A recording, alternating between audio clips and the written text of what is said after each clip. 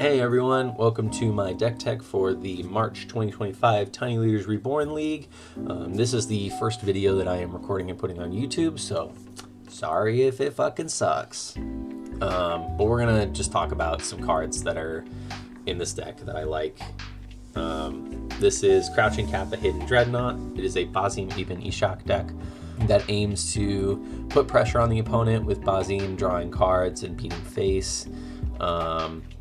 Put more pressure on the opponent with things like Psychic Frog and Oculus, and then finish off with slamming a Stifle Knot into play if it can't finish you off with Oculus and Frog. So just going over what's in the deck here, we got some staples here, some pretty standard removal package for Tiny Leaders. I'm not going to talk too much about it. I have a reason for running Lily. She is a Delirium turn non-er, and so like just throwing her in the graveyard to turn on Delirium. We have one Delirium card, so we'll get to that later. Counterspell package, we've got all the free interaction I can muster. Force Negation does stop your opponent from doing some fuck shit, though it does not help the Stifle Knot plan because your opponent is obviously going to try and interact with it at instant speed. Mana Drain is in here. We have a couple things we could spend the generic mana on, and it's just better than Counterspell, so we're going to play it. Even though Moxfield says it's banned, it's not banned, so play it if you're playing blue. Mana base is pretty standard for Dimir. We have like a decent amount of basics at 3, but other than that, it's pretty typical. We got a Wasteland, we got a Mana Confluence is in here so that we can get our Engineered Explosives down here to 3. And an Urza Saga is in here because it's a Dreadnought deck, so, and it's a Dreadnought deck and an Artifact deck, so it can fetch a couple of things, and it also can just like win the game by itself if your opponent doesn't deal with the constructs. The Artifact package is a little small actually, but a lot of this stuff is pretty recursive with like Emery and Top just being top. So you don't really need to draw like a lot of cards with Basim. You really just need to like pick one artifact a turn and beat face with him, and that should put you pretty ahead. So Engineered Explosives obviously is a Wrath effect. It will let us hit lots of 1-drops, so it lets us hit tokens if we want to play it for 0. It can hit 3-drops with the Mana Confluence and the Lotus Petal in a pinch. Lotus Petal gives us turn 1 Emery, gives us turn 1 Basim, gives us turn 1 Stifle Knot with the nuts. Couple baubles, recurable with Emery. Again, it's just 0 mana draw a card with Basim, which is really nice. Dreadnought is an artifact. It is an artifact. Sometimes I wish it wasn't, but in this deck, I'm glad that it is. Because if you can't win with Dreadnought, you can just slap it down to draw a card if you're really in a pinch. Sensei's Top plays crazy with Basim. Just being able to really sculpt your draws and then actually draw a lot of those cards is really, really good. It draws you like on top of tapping the top to draw a card early. You draw an extra card every single turn because you're replaying top every single turn. And it's just so nice. It's so nice when you see it in action. Just like, it feels really good. You take so many game actions. Baleful Strix is really, really good when it says draw 2 cards on it. I don't feel like it's that good when it says draw 1 card on it, but it is a flying Death Touch blocker. I am not trying to get slammed with creatures. Random Bullshit Go is the next section. It's mainly just more like tiny staples. It's got the Frog, Unearth, Oculus package here because it's just like one of the best things you can be doing in Dimir regardless of what synergies you're running. Also, Abhorrent Oculus can put a Dreadnought into play face down, which is really, really cool. Bowmasters is Bowmasters. You run it in every black deck, obviously. Snapcaster Mage is a fun card, maybe not as good as it used to be, but it is a creature for Unearth, so you can go like Unearth, Snap, do something.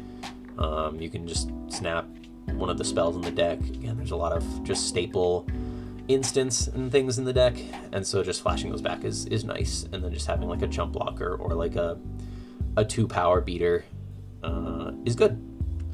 The Stifle Knot plan, I'm not running a ton of Stifle Knot cards. Again, we got the Urza Saga, and we got Demonic Council to fetch something. That's the Delirium card that I mentioned earlier.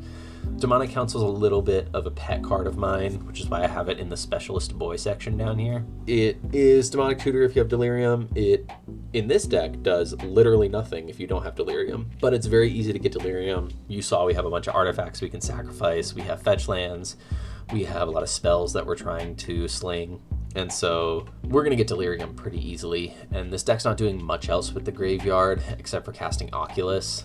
It's pretty easy to not get your graveyard hated out unless your opponent is just playing like a Voidwalker for value or something like that. Cryptic Coat is a card that I usually don't like in Stifle Knot. I think it's too expensive of a combo piece, but this deck has enough top deck manipulation that it fits into place here. It is also an artifact, so you can just like curve out from Basim into this and just really like beat face with it and refill your hand and just go. Specialist Boys, we know what Dreadnought does. It's big. Demonic Council we talked about. Top deck manipulation, I don't know why I made this whole category. I could have just thrown these in with the staples. But Brainstorm, Ponder, obviously we're running fetch lands in blue, so we're running those two cards. Sensei's Top we talked about, very, very good with Basim. Couple of Wrath effects. I have Meathook Massacre and Explosives in here. Usually I like Toxic better than Meathook, but again, we've got that Delirium card, so having Meathook be an enchantment just helps that synergy just a little bit more. For the sideboard, we've got a Hydroblast to counter any like Abrades or Wear Tears or anything like that that's going to come after our Dreadnoughts or other artifact pieces, or like any damage-based removal it's going to hit like our Emry or our Basim.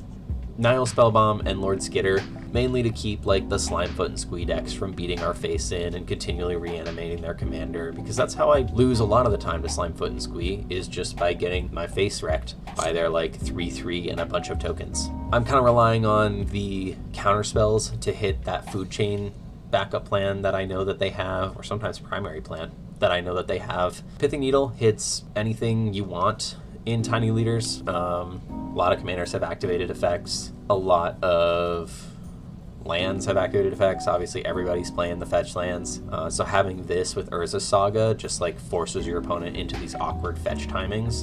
Shadow Spear's here for the creature combat decks, trying to get our Frog, our Oculus, our Basim to like outrace a Boros deck or any other kind of like red creature deck that's going to try and hit us really hard. I was able to actually put Shadow Spear on a Dreadnought in one of my like 2 test games that I've played with this deck, and it felt really good. Spell Pierce and Spell Skite are here for the removal decks. Spell Pierce could maybe be in the main, but I have it in the side just because I felt bad not including it. I didn't feel like there was room in the main for all of the other like bullshit that I wanted to test. Spell Skite, being an artifact creature that eats removal, means that it gets hit by anything that would hit Dreadnought. Dismember hits Ketramos. It's mainly in here to hit Ketramos and then just be like another spot removal spell if the opponent's like playing 5/5s or something that I can't kill with Meathook. Lord Skitter we talked about. Narset Parter Avails to keep those control decks from drawing too many cards. If they can keep Basim off the board, they will outdraw us. Toxic Deluge is just one more Wrath effect. We're really trying to hedge our bets against these creature decks and try and like hate them out and try and like Toxic and Meathook in a way that leaves some of our big stuff alive. But yeah, that's the deck. We're trying to put pressure on the opponent with Basim, with Psychic Frog, with Oculus, and then finish out with a Dreadnought Plan or an Urza Saga or whatever big creature we can finish out with. So I'll come back at the end of the league to see how this performs. I'm hoping for a strong 2-2. Maybe if I don't punt at all, I'll go like 3-1. That would be really, really awesome. But we'll see how it goes. Anyway, thanks for watching. Have a good one.